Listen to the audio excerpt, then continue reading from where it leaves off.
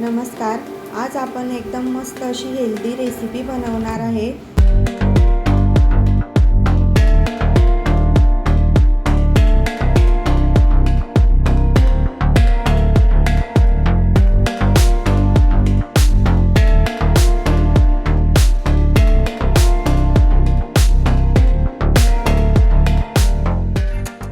नमस्कार. आज आपण एकदम मस्त अशी हेल्दी रेसिपी बनवणार आहे. तर ना आपल्याला भिजवायची गरज नाही आहे, ना फर्मेट करायची गरज नाही आहे. तर आज आपण ओट्स इडली बनवणार आहे. तर हे बघा, इथे मी 1 कप ओट्स घेतलेले आहेत. तर आपल्याला आता हे ओट्स एका मिक्सरच्या भांड्यामध्ये घालायचे आहे.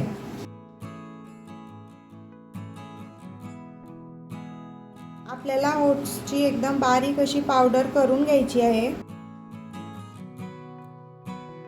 तर हे बघा, इथे मी मस्त अशी बारीक पावडर करून घेतलेली आहे. आपल्याला आता ही पावडर एका मिक्सिंग बाउलमध्ये टाकायची आहे.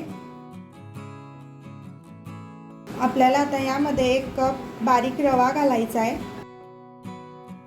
तुमच्याकडे जर बारीक रवा नसेल तर तो तुम्ही मिक्सरला फिरवून घेतला तरी चालेल. आपल्याला आता हे मस्त असं मिक्स करून घ्यायचं आहे.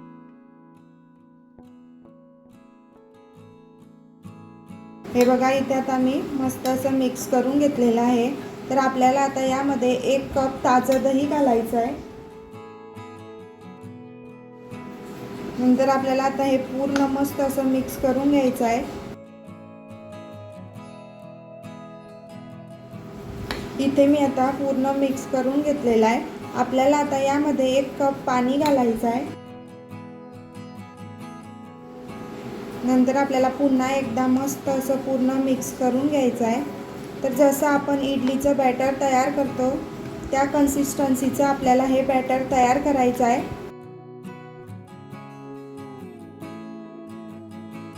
इथे मी आता मिक्स करून घेतलेलं आहे. तर मला हे थोडंसं अजून घट्टसर वाटत आहे. तर मी यामध्ये परत 3 चमचे पाणी घालणार आहे.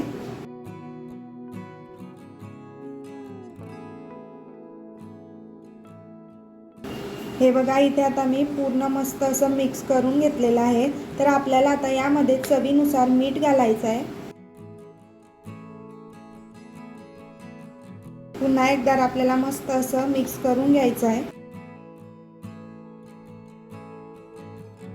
तर हे बघा, बॅटरची थिकनेस आणि कन्सिस्टन्सी बघा, ही अशा प्रकारे परफेक्ट आहे.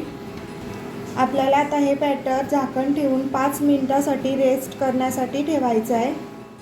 इथे आता 5 मिनिटं झालेली आहे. इथे आपला आता बॅटर सुद्धा मस्त असं फुललेलं आहे. तर आपल्याला आता यामध्ये 1 चमचा इनो घालायचा आहे. इनोवरती आपल्याला थोडंसं पाणी टाकायचं आहे.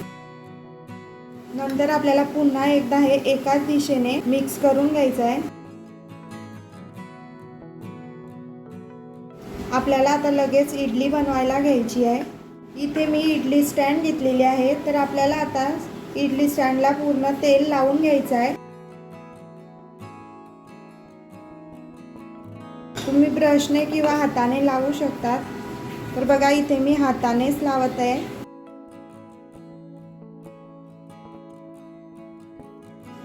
आपल्याला आता यामध्ये 2 चमचे बॅटर घालायचं आहे.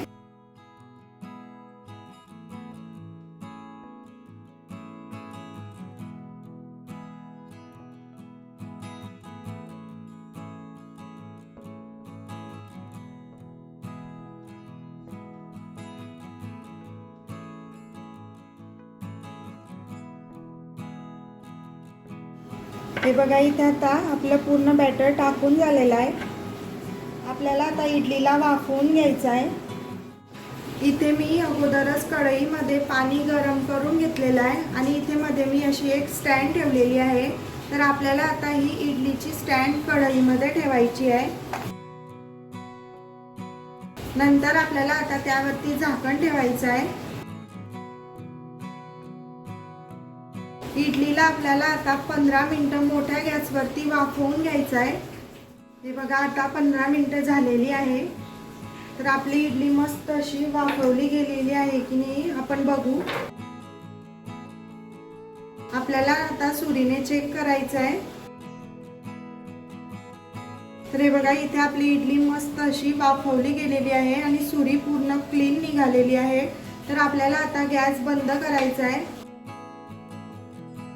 आपल्याला आता इडलीला बाहेर काढून पूर्णपणे थंड करून घ्यायचा आहे। हे बघा, इथे आता आपली इडली पूर्णपणे थंडी झालेली आहे। तर आपल्याला आता लगेच काढून घ्यायची आहे। तर हे बघा, किती मस्त झालेली आहे आणि जाडी सुद्धा मस्त पडलेली आहे आणि स्पॉन्जी सुद्धा झालेली आहे। अशाच प्रकारे आपण आता पूर्ण इडल्या काढून घेऊ।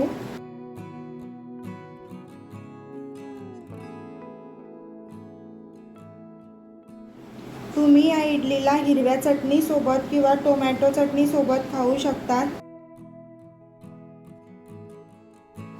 आपल्याला ना आंबवायची गरज ना फर्मेंट करायची गरज। तर इथे आपली हेल्दी नाश्ता तयार आहे। तर तुम्ही नक्की ही रेसिपी एक वेळेस ट्राय करून बघा। रेसिपी आवडली असेल तर लाईक करा, शेअर करा आणि सबस्क्राईब करा। भेटूया आपण अशाच एका नवीन रेसिपीसोबत। तोपर्यंत बाय बाय।